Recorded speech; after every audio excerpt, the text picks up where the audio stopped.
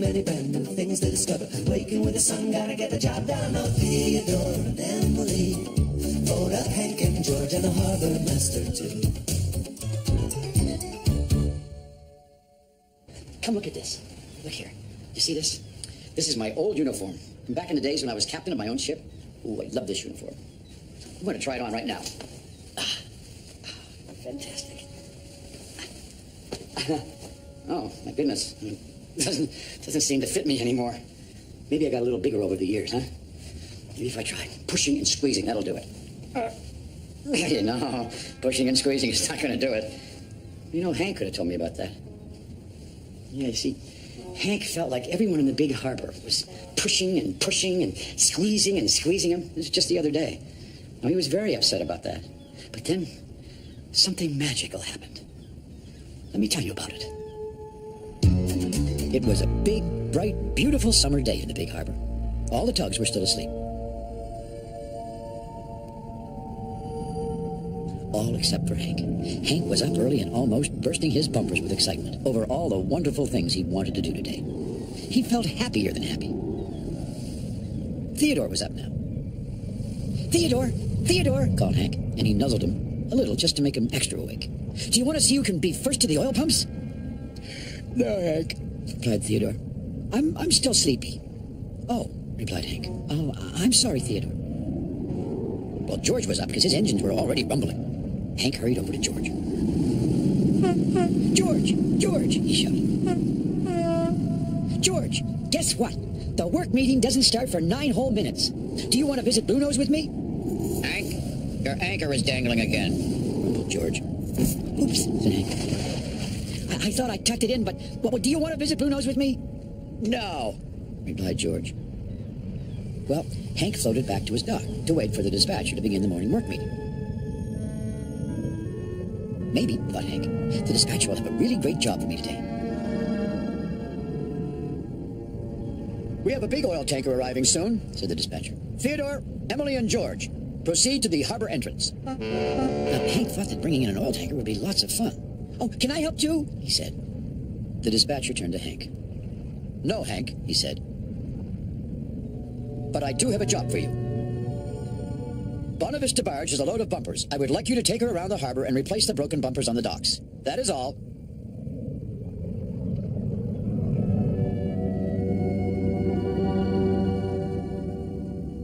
Well, replacing broken old bumpers wasn't the kind of job Hank had been hoping for, but Hank set off with his sunniest smile. Well, maybe his second sunniest smile. As Hank went to get Bonavista barge, he felt the sunshine on his smokestack and the warm water tickle his hull. I bet the rest of the day will be greater than great, he said to himself. Just then, Hank saw Fodak floating along with his serious safety patrol face. Fodak! Hank called. Yes, Hank? Fodak said. What is it? Do you want to race to Bonavista barge? Said Hank. No, Hank, replied Fodak. I'm very busy now. And with that, Fodak went on his way. No. To Hank, it seemed like that was all anybody had been saying to him ever since he woke up. Hank floated there, alone in the middle of the busy harbor. All of a sudden, the sunshine didn't seem so bright. The water not quite as warm. But then, just as suddenly, Hank smiled again. I bet Bonavista barge will want to do things I want to do. Sure enough, Bonavista was waiting with a big load of bumpers when Hank came hurrying along. In no time at all, Hank tied his tow line onto Bonavista and began to pull. Bonavista, said Hank. Would you like me to take you the long way around today? That way we can see lots of things. No, Hank, replied Bonavista. I'm hot, and these bumpers are heavy. Let's just get our work done. Hank couldn't believe his ears. A barge had said no to him. Hank could feel all the no's everyone had said to him building up inside like hot steam in a kettle. It's not fair, he shouted to the whole harbor. No one wants to do what I want to do. Well, I don't want to move dumb old bumpers, and I don't want to work today, and I don't even want to be a tugboat anymore. Now, all the other tugboats who were heading off to work heard Hank blow his stack, and they couldn't believe it. I've never seen Hank lose his temper before, said George. What's the matter with him? Said Emily. I'll find out, said Theodore, and he set off right away to talk to his friend. Hank, called Theodore, why did you yell like that? What's the matter? Nothing, replied Hank quietly. I just want to be by myself. Are you sure that's what you want? Theodore said. But Hank just stared at his anchor. This wasn't like Hank at all.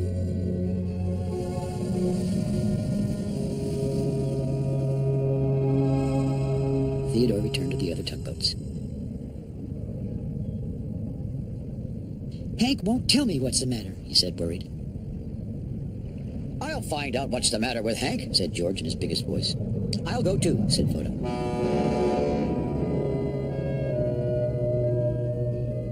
Hank was just beginning to replace broken bumpers when George and Foda rumbled up. There seem to be plenty of broken bumpers to replace today, said Fodak thoughtfully. Hank didn't answer.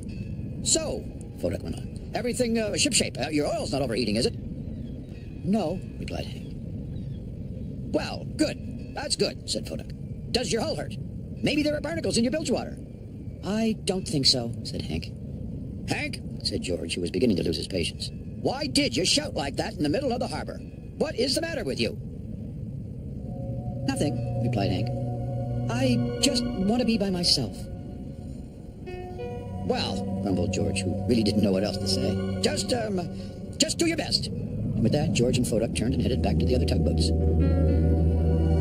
Hank wants to be by himself, announced George. Heat rash and barnacles, most likely, added Fodak.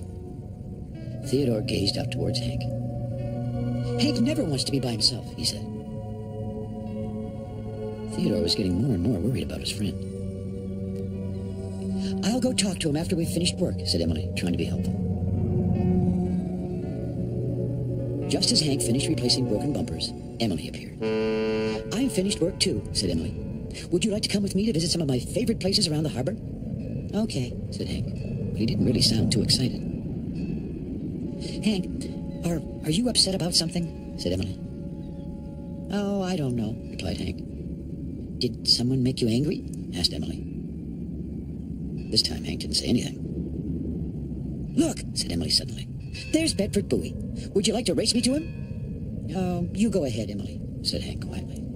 I can't race by myself, Emily frowned. She was beginning to lose her patience with Hank. Hank, she said finally, what is the matter with you today? Oh, I just want to be by myself, Emily, said Hank. Then be by yourself, replied Emily. Well, she didn't mean to sound angry with Hank. She was really upset at herself for not being able to make him feel better. Hank watched Emily sail off. He knew he kept saying he wanted to be by himself, but somehow it didn't make him feel very good when Emily left. In fact, it made him feel even worse. A little while later, the tugs returned to the great ocean dock. George was just puffing up some smoke and rumbling his engines to begin telling about one of his adventures when Fodak interrupted him. It seems, said Fodak, kind of quiet around here today.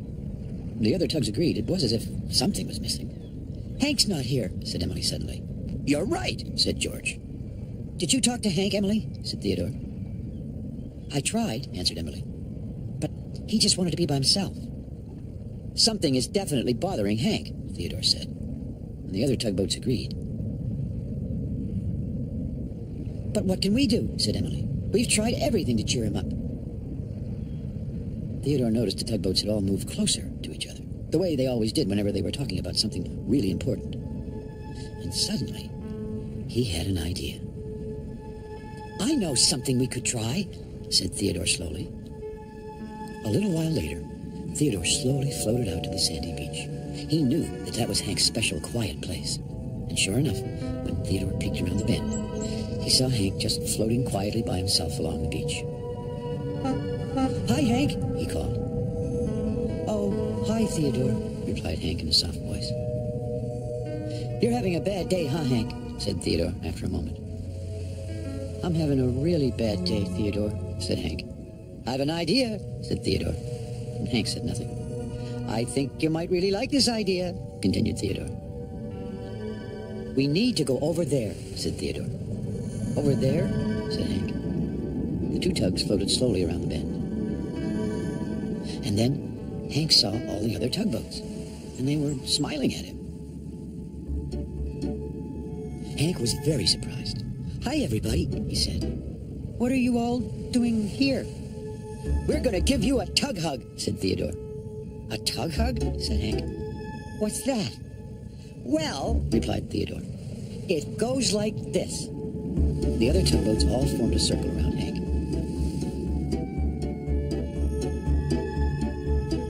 And then moved really, really close to him until their bumpers were all nuzzling together. This is a tug hug, said Theodore. Well, Hank began to giggle. I really like tug hugs, he said. And everyone began to laugh and toot their whistles with glee. And just like a dark cloud blowing away and the sun coming out again, Hank felt just the way he'd felt when he'd woken up that morning. Happier than happy.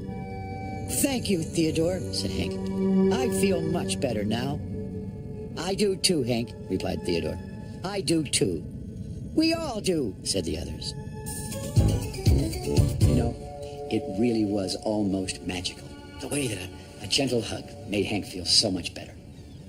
Hank found out that even though nobody wanted to do the things that he wanted to do that day, his friends still loved him.